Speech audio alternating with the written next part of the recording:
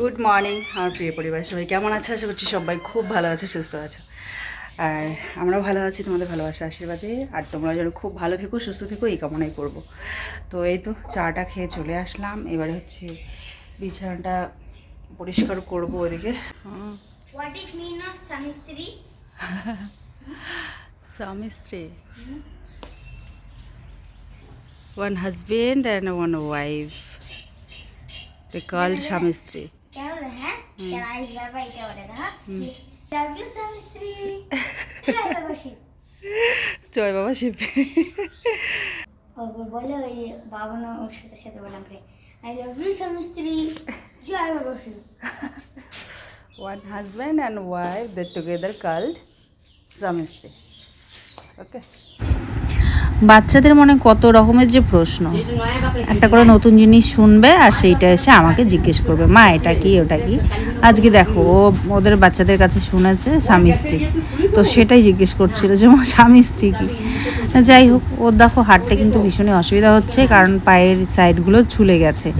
গরমে হাঁটা চলা করতে করতে না, স্কুল যায় আসে, ছুলে গেছে, তার জন্য একটু অসুবিধা হচ্ছে ওর হাঁটতে। তো যাই হোক, পাউডার লাগিয়ে দিই, কিন্তু পাউডারে নাকি ওর ভালো কাজ হয় না, কারণ পাউডারগুলো নাকি ঘেমে ওই দালা দালা হয়ে থাকে, তখন নাকি সেরকম আর কি কাজ করে না, ওটা খুব একটা আরাম দেয় না, সেটাই বলছিল। তো ভাবছি একটা নারকেল তেল নিতে হবে। আমার যে নারকেল তেলটা আছে সেখানে আমি কালো জিরা, তারপরে হচ্ছে লং টং, এগুলো অনেক কিছু মিক্স করে গরম জলের উপর ওই তেলের বাটিটা দিয়ে একটু গরম করে নিয়ে তারপরে কিন্তু আমি ওটা রেখে দিয়েছি। ওই তেলটা আমি মাথায় দিই, তো তার জন্য ওটা ওকে আর লাগিয়ে দিই না। একটা নর্মাল নারকেল তেল কিনতে হবে, যেটা ওকে লাগিয়ে দিতে পারবো। এই ব্যাপারে তোমাদের কাছে যদি আরও কিছু টিপস থেকে থাকে তোমরাও কিন্তু জানাতে পারো, তাহলে আমাদের অনেকটাই উপকার হবে। আর ওর না দাঁতও হয়েছে, আর ধীরে ধীরে সেটা অনেকটা জায়গা ছড়িয়েও গেছে। আমি একটা মলম নিয়ে এসেছি, ওই মলমটা দিলে নাকি দুদিনে নাকি ঠিক হয়ে যায়, কিন্তু আমি দেখছি কয়েকদিন দেওয়ার পর না একদম পরিষ্কার ছলছলে হয়ে যায় জায়গাটা। তো ভাবি যে এই তো ঠিক হয়ে গেছে, মলমটা বন্ধ করে দিই, তখন মানে মনে হয় ঠিক হয়ে গেছে, আর কি এর থাক। একটু করে বন্ধ করে দিই, যেই অমনি করে দেখি আবার 1-2 দিনের মধ্যে আবার বেরিয়ে আসছে। তা আবার মলমটা দিচ্ছি, আবার ঠিক হয়ে যাচ্ছে। বন্ধ করে দিচ্ছি, তো 2-3 দিন পর দেখা যাচ্ছে আবার বেরিয়ে আসছে। এরকম করে দাঁতটা না ওর হচ্ছেই হচ্ছে। আর এদিকে পুরো মলম শেষ হয়ে গেছে, কিন্তু ওর এই জিনিসটা এখনও যাচ্ছে না। তো ভাবছি না, এরকম করে হবে না। দিদিও বলেছিল আর অনেকেই বলেছে যে এরকম করে হবে না, খাওয়া ওষুধ খেতে হবে। তো শোনো পাপা আসাতেই ওকে কিন্তু আমি বলেছিলাম যে চলো ডক্টর দেখাতে হবে, কারণ ওর এটা মলম লাগিয়ে হচ্ছে না ঠিক। তো আসলে ও ব্যস্ততার মধ্যে, এই তো যখন থেকে এসছে ছোটাছুটি এটা ওটা, ব্যস্ততার মধ্যে মানে নিয়ে যেতে পারছে না। তো দেখি ও যদি নিয়ে যেতে পারে তো যাব, কারণ ওই ডক্টরটা, যে ডক্টরটা আর কি এই স্কিনের ব্যাপারে প্রসিদ্ধ ডক্টর, ওনার বাড়ি একটু, ওনার মানে চেম্বার একটু দূরে আছে। এখানে আমি একা যাব, তাই ও যেহেতু এসছে ভাবছি যে ও নিয়ে যাবে। তো ও তো ব্যস্ততার মধ্যে আছে, ও যদি নিয়ে যেতে পারে তো ও নিয়ে গেল, না নিয়ে যেতে পারলে কি আর, বাধ্যতামূলক আমাকেই হয়তো ছুটতে হবে, কিন্তু তাও অনেকটা দূর, তো তো খুবই অসুবিধা হবে এই কারণে আর কি। যাই হোক, দেখা যাক কি হয়। আর তোমাদের কাছেও যদি কোনো ঘরোয়া টিপস থাকে বা কিছু, তো তোমরা কিন্তু জানিও প্লিজ, তাহলে আমাদের অনেকটা উপকার হবে। বিছানা ঝেড়ে ঘর দোর ঝাড়ু দিলাম, এবারে মার ঘরটাও ঝাড়ু দেবো, বারান্দাটাও ঝাড়ু দেবো। আর এদিকে মা কাপড়টা ভাঁজ করছিল, সুতির মার দেওয়া শাড়ি তো খুবই অসুবিধা, এগুলো ভাঁজ করতে পারছিলেন না। তো উনি বললেন একটু ভাঁজ করে দাও। তো এই যে ধরে টানাটুনি করে এটাকে ভাঁজ করে সুন্দর করে দেবো। এখন আমি অনেক দিন ধরেই কিন্তু আমি রেগুলার ভিডিও দেওয়ার চেষ্টা করছি, তারপরে দেখা গেল একদিন দিতে পারলাম না। তো সে কারণে একদিন পর হলেও একদিন পর পর কিন্তু আমি দিচ্ছিলাম। তো তারপরে তো সোনু পাপা আসলো, তারপরে আসার পর ও একটু একটু হেল্প করার জন্য এখন রেগুলার ভিডিও দিতে পারছি, এই আর কি। তাছাড়া কিন্তু আমি অনেক আগেই ডিসাইড করেছিলাম, ও আসার আগেই ডিসাইড করেছিলাম যে এখন আমি কন্টিনিউ করব ভিডিওটা, কারণ তোমরা এতটা ভালোবাসা দিচ্ছ, দরকার তো সবারই আছে, আমারও আছে, কিন্তু তারপরেও তোমরাও অনেকটা ভালোবাসা দাও, অনেকটা সাপোর্ট করো, এত সুন্দর সুন্দর কমেন্ট, এগুলো মিস করার মতো না। বাসনপত্র দোকান নিয়ে এসেছেন, তো কাকিমাকে একটা সে দেখছি না কড়াই কী দিয়েছেন, মানে ওই ভাঙাচুরো আর কি দিয়েছে, মানে ভাঙাচুরো বলতে খারাপ ছিল আর কি, সে ছিল খারাপ ছিল, বসানো বসানো ছিল আর কি, এদিকে ওদিকে জায়গায় জায়গায়। তো উনি আবার চিল্লাচ্ছেন কাকিমার উপর খারাপ জিনিস দিয়ে। কাকিমা তো বলবে যে জিনিসটা খারাপ ছিল, আমি নেব না। উনি না আমাদের মহাজনের উপর কিছু বলা যাবে না, না উনি যা দেন ভালো দেন, মানে এত চিল্লাফাল্লা করছেন। কাকিমা কিন্তু সেরকম চিল্লাচ্ছেন না। তো যে জন্য আর কি আমি বলছি মার, আমি হাসি মাকে দেখো তো উনি আবার চিল্লাচ্ছে, হ্যাঁ ওর উপরে। তো ওইটাই আর কি বলছি যে চোরের মায়ের বড় গলাই হয় সব সময়। ডায়ালগটা কি এমনি হয়েছে দেখো। আমাদের এই যে এদিকে আসলেই মনে হয় একটু বেশি এত ভালোবাসা, এত সাপোর্ট করছো, বলছো কোনো রকম ছোট্ট মোটো একটা হলেও একটা ভিডিও দাও, ভালো করে এডিট যদি করতে নাও পারো তাও দাও, মিউজিক দিয়ে দাও, তো যে যেরকম পারছো বলছো। তো এত ভালোবাসা দেখার পর সত্যিই মানে থাকা যায় না না দিয়ে তোমাদেরকে ভিডিও। আসি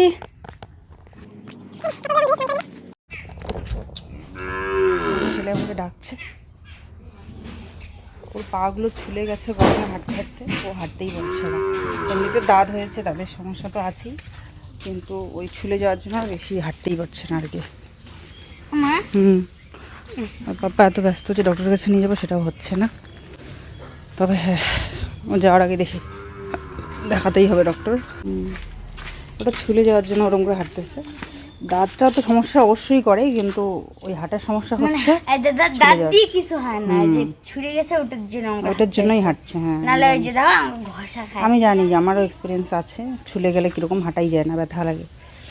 কিন্তু দাদের তো অবশ্যই দাদের যন্ত্রণা তো আছেই, কিন্তু মানে হাঁটার সমস্যাটা হচ্ছে ওই ছুলে যাওয়ার জন্য।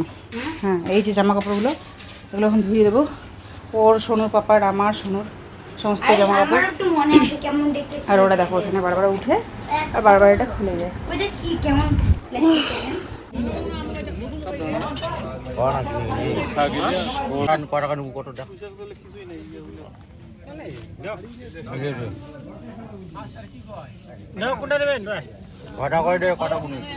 দু ভাই মিলে এই যে এখানটা বাজার করতে গেছে, দেখো শাক টাক নিচ্ছে আর এখানে মাটন নিয়েছে, আজকে মাটন হবে। তো গুড মর্নিং ডিয়ার ফ্যামিলি, সবাইকে অনেক অনেক স্বাগত আর অনেক অনেক ভালোবাসা নতুন একটা ব্লগে। তো এইমাত্র বাজার থেকে পাঁঠার মাংস নিয়ে আসলাম। আত্মীয় স্বজন ওই দিদা ওরা আছেন, আর কালকেও যে কীর্তন হয়েছিল তাতে কেউ কেউ হেল্প করেছিল আর কি, তো তাদেরকে খাওয়ানো হবে। মাংস আর শাক নিয়ে আসলাম, বাকি বাড়ি থেকে ডাল, আলু ভাজা, এগুলো কিছু বানানো হবে। আর এখানে এই যে খেলছে বিমান আয়ুষ মিয়ার সাথে। চলো আবারও যেতে হবে বাজারে, টাকা পয়সাগুলো ক্লিয়ার করতে হবে লোকের। আসছি একটু পর।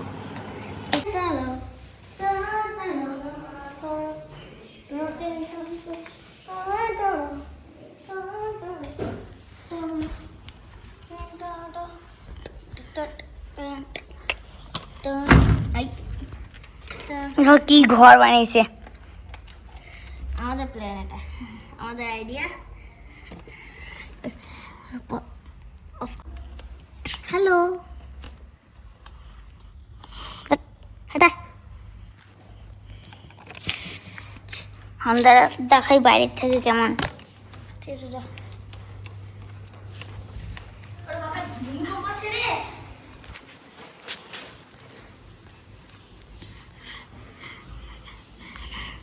ডাল আছে, ওই যে ডাল মানে খাবে বলে ওটা।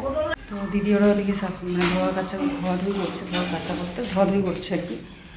আর শোনো বাবা বলে ভাত খাবে।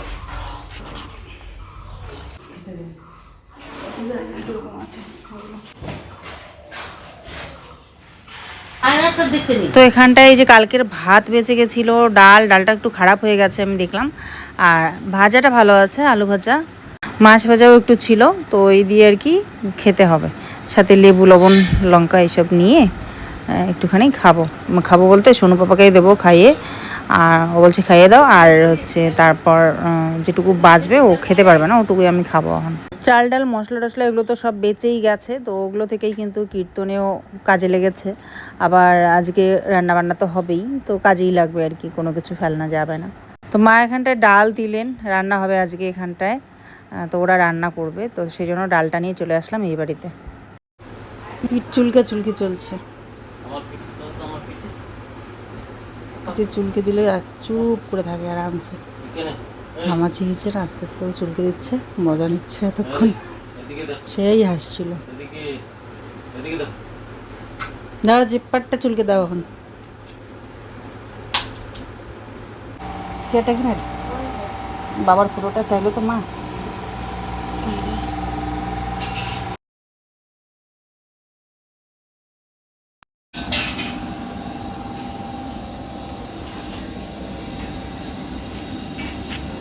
রান্না হচ্ছে।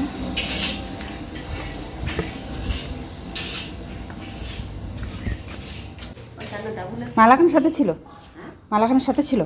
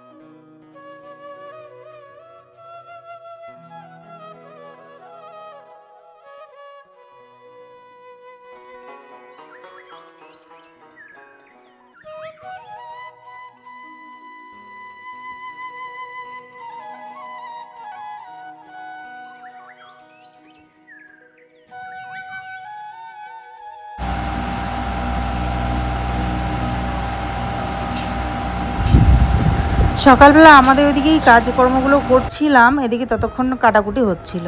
তা আমি ভাবলাম যে আমিও কাটাকুটি করবো, এখন কিছুটা হেল্প করব, এদিকে আসবো এখন। কিন্তু ওদিকে কেউ না কেউ এটা ওটা বলছে, তো করছি।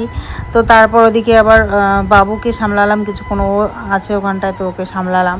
তো ওকে সামলাতে সামলাতে একটুখানি আবার ওদিকে ভয়েসও দিলাম, যেটুকু চান্স পেয়েছি। তো ওই করছিলাম আর কি ওদিকটায়। তো তারপরে যখন আসলাম দেখি রান্না কাটাকুটি সব কমপ্লিট হয়ে গেছে, রান্না বসিয়ে দিয়েছে। ও তো সবাই মিলে টুকিটাকি এটা ওটা করছে। তো যাই হোক, সেজন্য ভাবলাম সবাই করছে, তো আমি ওদিকে অনেকক্ষণ কিন্তু বাবুকে সামলিয়েছি। আর তারপর ভাবলাম না, স্নানটা করে পুজোটা দিয়ে দিই। মা বলছে যে স্নানটা করে দুবারিতেই পুজোটা দিয়ে দাও। তো আমি ভাবলাম ঠিক আছে, তাহলে গরমও লাগছে প্রচণ্ড, থাকাই যাচ্ছিল না, তাতে করে স্নানটা করে তো সমস্ত কিছু যোগাড়যন্ত্র করে পুজোটা দিয়ে নিচ্ছি। পুজোটা এখানটায় দিয়ে আবার যাব আমাদের তুলসীতলায় পুজোটা দেব। আর কাপড় চোপড় ধুয়ে দিয়েছি এক বালতি, ওগুলো ধোয়ার পর রেখে দিয়েছি, ওগুলো মেলতে চান্স পাইনি এখনও। তো ভাবলাম যে আগে পুজোটা দিয়ে নিই, বেলাটা হয়ে যাচ্ছে, পুজোটা দিয়ে তারপরে কাপড়গুলো মেলবো এখন। আর এই যে রোদগুলো লাগছে না, মানে হঠাৎ করে ঘরের ভিতরে থাকতে থাকতে একটা এমন অভ্যেস হয়ে যায়, হঠাৎ করে বাইরের রোদ লাগলে মাথায় প্রচণ্ড ব্যথা হয়। আমার প্রচণ্ড ব্যথা হচ্ছে মাথা, এই যখন ভয়েস দিচ্ছি এখনও, মানে কালকে থেকে কন্টিনিউ মাথা ব্যথা চলছে।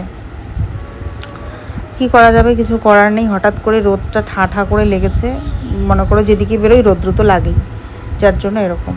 তো কোনো ব্যাপার না, আস্তে আস্তে আশা করছি ঠিক হয়ে যাবে। সেরোডনও খাওয়ার মানে সাহস পাচ্ছি না, মানে ব্যথাটা অন্য রকম। তো এখানে আমার পুজো দেওয়া কমপ্লিট হয়ে গেল। ভগবানের কাছে প্রার্থনা করি তোমরা সবাই খুব ভালো থেকো, সুস্থ থেকো, সবার মঙ্গল হোক, এটাই কামনা করি। আমার মাথা ব্যথাটা কীরকম হচ্ছে জানো তো, মাথা যখনই নিচের দিকে করছি আর ঠাস ঠাস করে কি হানছে যেন ব্যথা ব্যথা।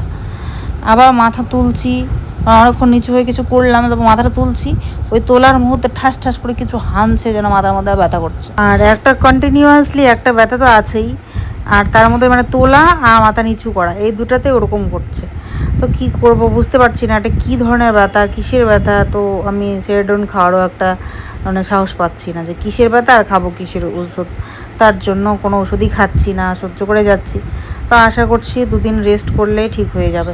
আসলে ঠিকঠাক ঘুমও তো হচ্ছে না, ওই তো মাত্র কয়েকটা ঘন্টা ঘুমোচ্ছি, আর সারাদিন রাত মনে করো কয়েকটা দিন ধরে ধকল যাচ্ছি। তো তার জন্যই হয়তো এই অবস্থা হয়েছে। তো আশা করছি দুটো দিন যদি একটু ভালো করে ঘুমিয়ে নেই, আর রোদ্রুটা যখন লাগবে না একটু, তখন হয়তো ঠিক হয়ে যাবে। আসলে কি বলো তো, মানুষ হচ্ছে অভ্যেসের দাস, যেটাই সবাই সেটাই হয়ে যায়। তো তো এখানে যখন ছিলাম ওটা অভ্যেস ছিল, ওখানে গেছি এখন ওটা অভ্যেস হয়ে গেছে। পরিবেশের সাথে আমাদের শরীর আর কি ওইভাবেই চলে, অভ্যেস হয়ে যায়। তো সেই জন্য হঠাৎ করে এই যে রৌদ্রটা লাগছে, তো সেই কারণেই বোধহয় এই অবস্থাটা হয়েছে।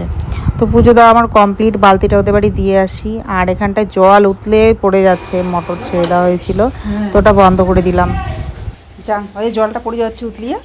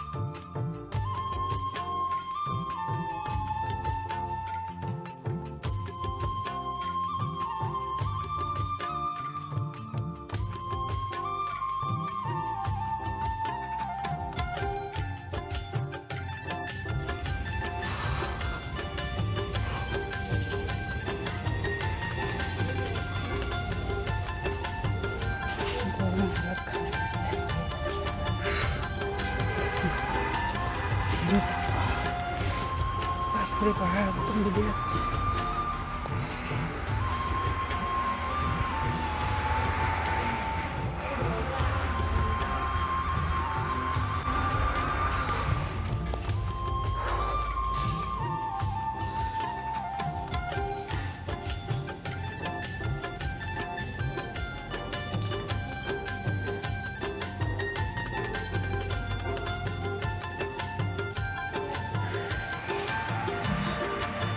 ঘুরে আসি।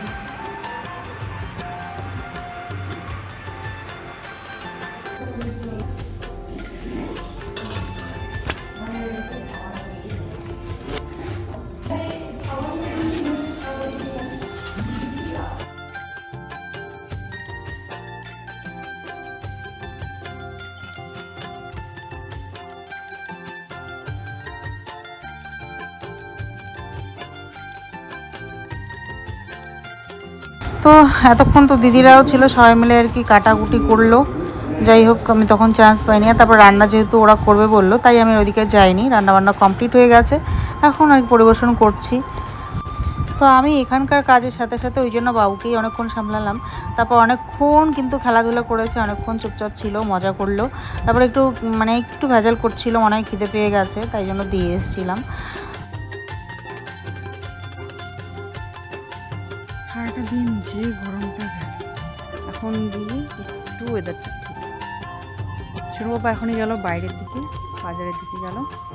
আর সোনু এখনও ঘুমাচ্ছে, ওর উপরে খাইও নি পর্যন্ত, এখনও এত ঘুমাচ্ছে আজকে।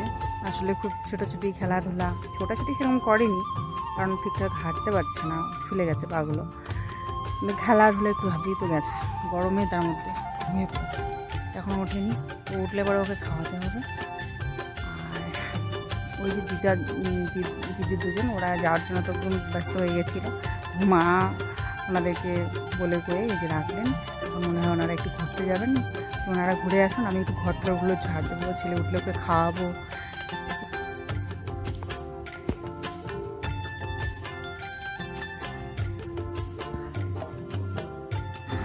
তো ভাসুর দাদা ওরা সবাই খেয়ে নিল। তারপরে কিন্তু আরও মানে যারা যারা ছিল তাদেরকে দিলাম আর কি। আমরা দেওয়ার পর আমরা নিয়ে বসে পড়েছি এখন ডাল, মাংস আর আলু ভাজা, আর হচ্ছে কলমি শাক ভাজা।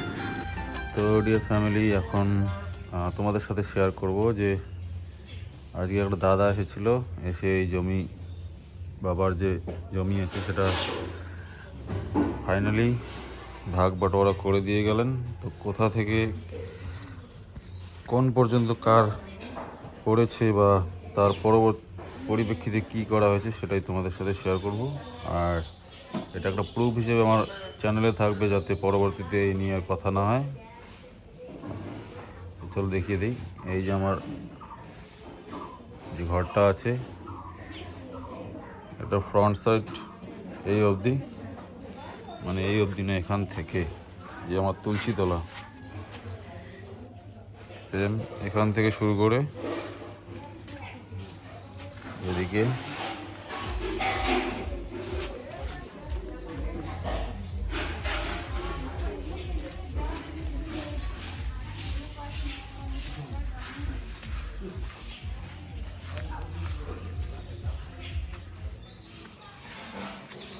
এই যে সুপারি গাছ দেখতে পাচ্ছ, আমার এই ঘর যে আছে এই সুপারি গাছ বাথরুমের পেছনটা অবধি আর কি, এখান পর্যন্ত তো বরাবর ভাগ হয়েছিল। আর বাকি এই সুপারি গাছ থেকে, মানে আমার এই বাথরুমের এই পেছনটা থেকে, এই সুপারি গাছ পেছনে সুপারি গাছটা থেকে টয়লেটটা যে আছে, টয়লেট বাথরুম, এটা এক্সট্রা পড়েছে আর কি। তো সেটা করার আমার কিছু নেই, কারণ এটা আগে থেকে বানানো ছিল, তো এই বিল্ডিং বানানোর আগে। তো তারপর এখন যেটা ডিসিশন হলো যে এই ল্যাট্রিন বাথরুমের যে পেছনটা, মানে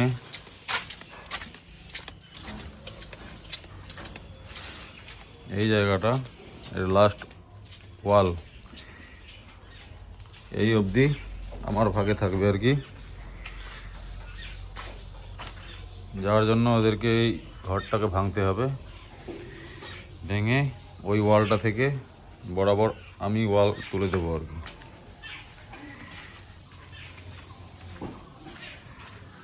তো যেটা এক্সট্রাভাবে পড়েছিল আর কি, এই ল্যাট্রিন বাথরুমটাই এক্সট্রা হচ্ছিল, মানে যেটা আমি আগে বানিয়েছি দেখে এখন ওটা নিয়েই প্রবলেম। আর এখান অবধি এটা বরাবর ভাগ, ওই আমার যে বিল্ডিং আছে তার পেছন অবধি বরাবর এখান অবধি। তো এখন কি হয়েছে যে এক্সট্রা যে বাথরুমের যে অংশটা, সেই অংশের জন্যে ওরা যেমন ওই টিনের ঘরটাকে ভেঙে দেবে। তো আমার মোটামুটি এই অবধি পড়ছে আর কি, এই খুঁটি অবধি, এই ঘরের মানে সুপারি বাগানের যে এতটুকু ছাড়তে হয়েছে,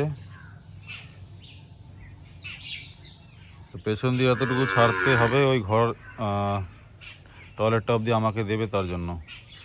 আর বাকি এই যে সুপারি বাগানটা আছে, বাকি যতটুকু অংশ বাঁচে আর কি, তো সেই অংশটুকু এই যে পাশের যে বাবা জমিটা ওকে দিয়েছিল,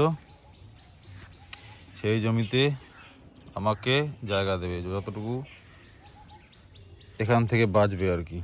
তো সুপারি গাছগুলো এইদিকে শিফট করিয়ে দেবে। আর সামনে যে আমাদের দোকানগুলো আছে বানানো, সেই দোকানগুলো আমার ভাগেই থাকবে। আর ও এই ভাগটা নিয়েছে আর কি, বাবা মা ওকে দিয়েছে। তো চলো এতটুকুই, বাকি এটাই তোমাদের সাথে শেয়ার করার ছিল। এখন যাতে কোনো রকম সমস্যা না হয় সেজন্য আমিও মেনে নিয়েছি, ঠিক আছে কোনো ব্যাপার না, করে নাও যেটা সুবিধা হয়। চলো, বাকি ওই হিসেবে অনেক সুপারি গাছ বেঁচে যাবে, তো সেগুলোকে আমি বাড়িতে শিফট করে দেবো, বাড়ির এলাকায় আশেপাশে কোথাও লাগিয়ে দেবো, অসুবিধার কিছু নেই। তবে এখন থেকে চাই যে এই ব্যাপারে কথা বলা না হয়, তোমাদের সাথে শেয়ারের জন্যই করলাম, যাতে তোমরাও সাক্ষী থাকো। বারবার একটা জিনিস নিয়ে লাফড়া করাটা উচিত নয়, সেজন্যই।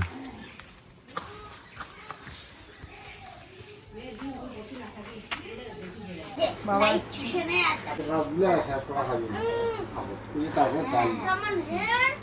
বিছানাটা ঝেড়ে পাতলাম, ওই দেখো আরও মানে বাচ্চা টাচ্চা থাকলে যেটা হয় আর কি থাক। আর বেড কভারটা ভালো করে শুকায়নি, তো ওটা ওখানে দিয়ে দিলাম। আর বাবা তো কালকে কীর্তনে আসেনি, বাবাকে নাকি ও বলেছিল যে আসতে, বাবা বুঝতেই পারিনি কেন আসেনি। যাই হোক, তাই বাবাকে মিষ্টি দিয়ে দিলাম, আগের দিনের যে মিষ্টি ছিল সেগুলো দুটো দিয়ে দিলাম, ব্যাস। আর ঘরটা ঝাড়ু দিয়ে নিলাম, বারান্দাটাও বেশি খসখস করছে, মানে বাড়ির কাজ হলে যেটা বুঝতেই পারছো, খসখস করে খুব। তো ঘরের আবর্জনাগুলো ঘরেই ঝাড়ু দিয়ে রাখলাম, বারান্দাটা ঝাড়ু দিয়ে বারান্দাতেই ওদিকে বের করে দিই, ঠান্ডা লেগে যাচ্ছে তো।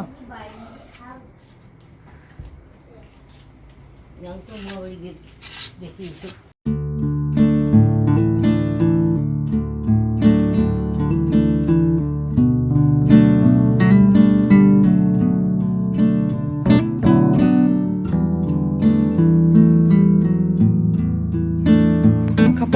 মেলে দিলাম এখানটায়, যেগুলো ভালো করে শুকায়নি আর কি, ওগুলো থাক। বারান্দাটা পরিষ্কার করে ঝাড়ু দিয়ে নিলাম। এখন হচ্ছে সোনু তো ঘুম থেকে উঠলো পরে, ওকে কটা খেতে দেবো, খেতে দিয়ে বিছানাটা পরে গুছিয়ে নিচ্ছি আরও একবার। ভালোই লাগে না কেন জানি না গোছানো না থাকলে। বাবাকে মিষ্টি দিলাম, এই থালাটা। বড়মশাই চলে আসলো বাজার থেকে, আর এই যে ও যে দিদিরা আছে আর কি, দিদারা, ওই দিদিদের জন্য বললাম এই যে সমস্যা, ওষুধ নিয়ে আসলো। তাই ও আমাশার ওষুধ এক দিদির, আর এক দিদির গ্যাস হয়েছে, দুজনের জন্য দুধটা ওষুধ নিয়ে এসছে। আর এই যে পান সুপুরি ওনাদের জন্য। তো অনেক পরিশ্রম করেছে সত্যি ওনারা, তো শরীর যখন খারাপ করেছে শুনলাম, তো ভাবলাম না ওকে বলি ওষুধটা আনতে। ভালোই হয়েছে, ওষুধটা নিয়ে এসছে। এখন ওদের বাড়ি ঘুরতে গেছে, তো আসলে এখন দেব। ঝাড় দিলাম, এখন যতই ঝাড় দাও ধুলা আর যায় না, কাজ হচ্ছে বাড়িতে, যার জন্য এত ধুলা। বারান্দাটাও সাফ করলাম,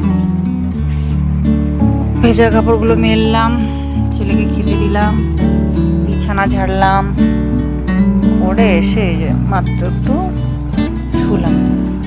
তোমাদের রিপ্লাই করছি আর হার্ট দিচ্ছি।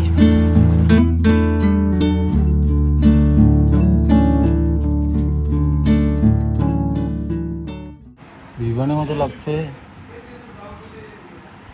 বিমান না কে এটা? বিমান না কে? বাঘ, বাঘ, বাঘের বাচ্চা। এটা বাঘ থরি, এটা ভালু।